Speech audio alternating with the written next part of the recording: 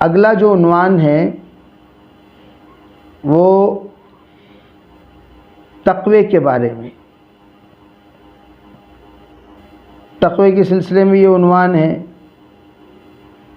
गुज़िश्ता मैंने आप हज़रात के सामने बताया, तक़वे के सिलसिले में अल्लाह ने कुरान में बड़े तफसील से इरशाद फरमाए। उसमें हम लोग ज़रा तरतीब के साथ चलते हैं। तरतीब क्या है? सबसे पहले हम जिस वक्त कुरान पाक खोलते हैं, कुरान खोलते ही जो आयत हमारे सामने आती है वो कौन सी आयत है? अलिफ लाम मीम ज़ालिकल किताबु ला रैब फीह हुदल लिल मुत्तक़ीन। अल्लाह ताला फरमाते हैं कि ये किताब जो तुम्हारे सामने मौजूद है, इस किताब में कोई शक व शुबा नहीं है, ला रैब फीह। और सुनो, ये किताब रहबरी किसको करेगा? भाई ये किताब अगर रहबरी करती है तो किसको करती है? ये कलाम अगर किसी का रहबर बनता है तो किसका बनेगा? तो कुरान जिसमें ज़रा बराबर भी शक व शुबा का कोई तसव्वुर ही नहीं, शुबहात ही नहीं, जिसको कहते हैं अरे भाई शुकूक व शुबहात का ख्याल भी नहीं, वो किताब जो आपके सामने मौजूद है, ला रैब फीह हुदल लिल मुत्तक़ीन, ये हिदायत है तक़वे वालों के लिए, हिदायत है। अब पूछा कि भाई तक़वा किसे कहते? तक़वा एक नूर है, हकीकत में तक़वा एक नूर है और कुरान भी एक नूर है। नूरुन अला नूर। अब देखिए कुरान का अजीब व गरीब, कुरान की आयत दूसरी आयत में उसकी तफसीर, अल कुरान युफस्सिरु बाज़ुहु बाज़ा। खुद कुरान अपनी आयतों की तफसीर खुद करता है। क्या अजीब व गरीब तफसीर है? नूरुन अला नूर यहदिल्लाहु बिनूरिही मन यशा। अल्लाह ताला क्या फरमाते हैं? नूरुन अला नूर, तक़वा एक नूर, कुरान एक नूर। अब कुरान तक़वे वाले के साथ जिस वक्त जुड़ता है, नूरुन अला नूर, कुरान की तत्बीक जब नूर के साथ यानी तक़वे वाले के साथ जब हो तो क्या होगा? यहदिल्लाहु बिनूरिही मन यशा, अल्लाह ताला अपने नूर से जिसको चाहते हैं हिदायत देते हैं। उसी को यहाँ कहा हुदल लिल मुत्तक़ीन, तक़वे वालों के लिए कुरान हिदायत है। अब उसकी मिसाल बड़ों ने अजीब दी, जैसे आँखों की रोशनी और बाहर की रोशनी। अगर आप किसी चीज़ को देखना चाहते हैं, आँखों की रोशनी भी चाहिए, बाहर की रोशनी भी चाहिए। अगर किसी के पास आँखों में रोशनी है, बाहर की रोशनी नहीं, या आँखों में रोशनी नहीं है, बाहर की रोशनी है, क्या कोई चीज़ दिखाई देगी? जितनी फीसद बाहर से रोशनी पड़ेगी उतनी फीसद आँखों की रोशनी भी काम करेगी। अगर धीमी धीमी बल्ब है, धीमी धीमी चीज़ें नज़र आएंगी। अगर 20% रोशनी है, 20% चीज़ें नज़र आएंगी। अगर रोशनी ज़्यादा है तो ज़र्रा ज़र्रा, तिनका तिनका भी नज़र आएगा। तो इससे क्या पता चला? इससे पता चला सिर्फ आँखों की रोशनी काफ़ी नहीं है, बाहर की भी रोशनी चाहिए, तब जाकर नूरुन अला नूर। सिर्फ कुरान की रोशनी काफ़ी नहीं है, दिल की भी रोशनी चाहिए, तब जाकर कुरान रहबरी करेगा उस दिल को जो दिल रहबरी पाकर मंजिल तक पहुंचना चाहता है।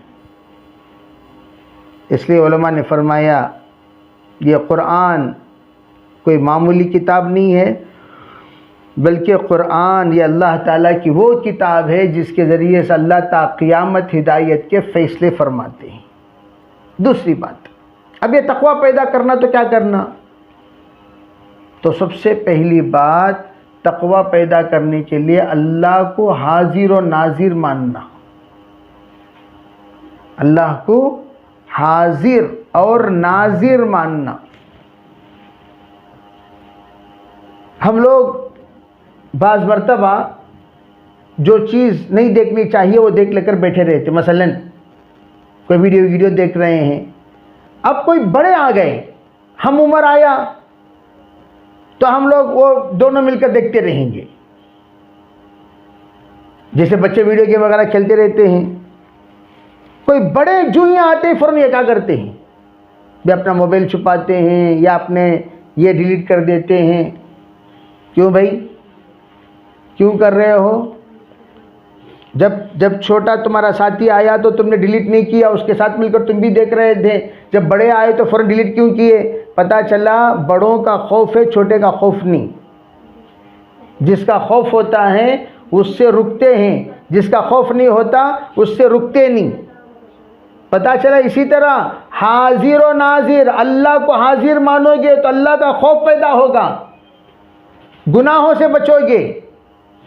अल्लाह मुझे देख रहा है, अल्लाह मेरे साथ हमेशा मौजूद है। नहनु अक़रबु इलैहि मिन हब्लिल वरीद, हम तुमसे शहरक से ज़्यादा करीब हैं। वइज़ा सअलक इबादी अन्नी फ़इन्नी क़रीब, जब मेरे बंदे मेरे बारे में पूछे तो आप कह दीजिए मैं बिल्कुल करीब हूँ। तो उलमा फरमाते हैं अल्लाह को अगर कोई बंदा हाजिर और नाजिर मान लिया, खुद ब खुद तक़वा पैदा हो जाएगा। तो कोई नहीं देख रहा, जैसे अब्दुल कादिर जिलानी कुतुब रब्बानी ने, बेटा ये सेब ले जाओ, जाओ सब वहाँ खाओ जहाँ कोई ना देखे। तो सब जाकर खा लेकर आ गए, हजरत वैसे ही आ गए। पूछा क्या बात है बेटा, आपने क्यों नहीं खाया? कहा हजरत जी जहाँ जहाँ मैं जाता हूँ वहाँ मेरा परवरदिगार मुझे देख रहा है। मैं बहुत कोशिश किया, यहाँ चला जाऊँ, वहाँ चला जाऊँ, इधर चला जाऊँ, उधर चला जाऊँ, लेकिन जहाँ भी जा रहा हूँ मेरा रब मुझे देखते हुए नजर आता है। ये हो जाना चाहिए।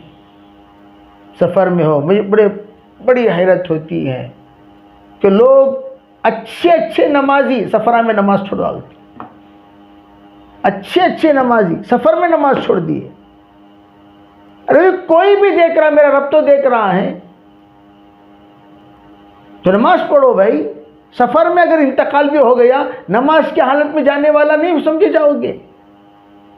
सरकार ने कौन सी सफ़र में नमाज छोड़ी बताओ? और लोग सच बोलना छोड़ देते हैं, माहौल बदल गया तो, लिबास छोड़ देते हैं, माहौल बदल गया तो हम नहीं।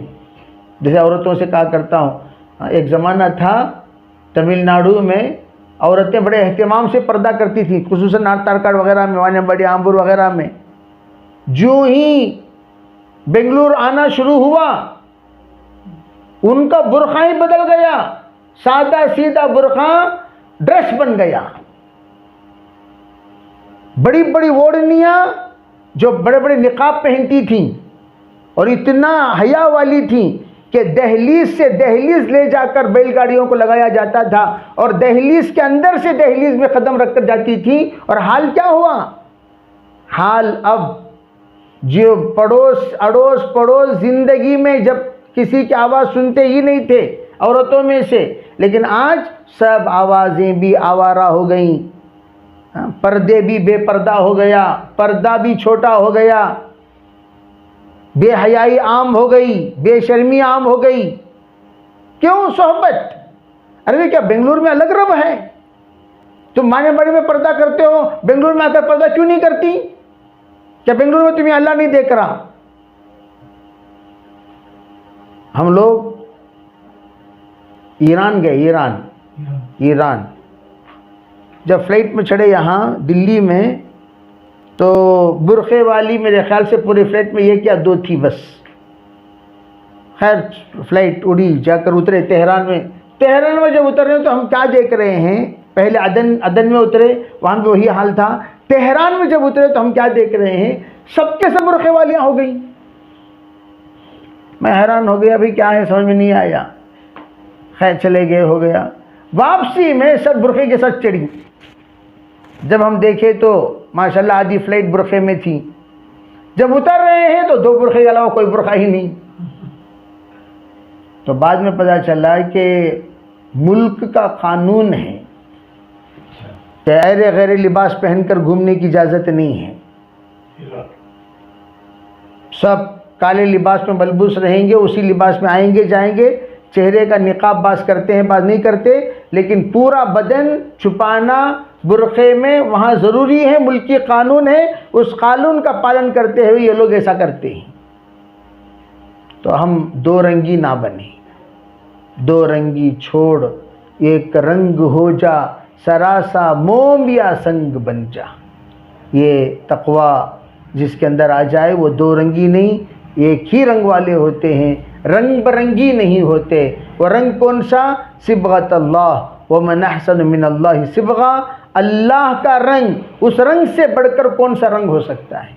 मैं तो कहता हूँ साथियों से, भाई अल्लाह का रंग से रंग जाओ, तुम्हें देखकर अल्लाह याद आए, तुम्हारा लिबास अल्लाह का रंग वाला हो, तुम्हारा चेहरा अल्लाह के रंग वाला हो, तुम्हारे एक एक चालो चलन अल्लाह के रंग वाले हों, तुम्हें देखने वाली ख़वातीन अल्लाह के रंग वाले हों। फिर देखना अल्लाह ताला क्या मकाम से तुम्हें नवाजता है। अल्लाह ताला हमें शरीयत को अमल की तौफीक अता फरमाए, हर तरह के खैर मुक़द्दर फरमाए, अल्लाह शर से हिफाजत फरमाए। दरूद शरीफ पढ़ लें। कोई सवाल हो तो जल्दी देकर भेजिए। अल्लाहुम्मा लकल हम्दु व लकल शुक्र, अल्लाहुम्मा सल्लि अला सय्यिदिना मुहम्मद व अला आलि सय्यिदिना मुहम्मद व बारिक व सल्लिम। अल्लाहुम्मा तक़ब्बल मिन्ना मा काना सालिहन व अस्लिहना मा काना फासिदा। रब्बिग़फिर वरहम वतजावज़ अम्मा तअलम इन्नका अंतल अज़ीज़ुल अकरम। सुब्हान रब्बिका रब्बिल इज़्ज़ति अम्मा यसिफ़ून व सलामुन अलल मुरसलीन वल्हम्दुलिल्लाहि।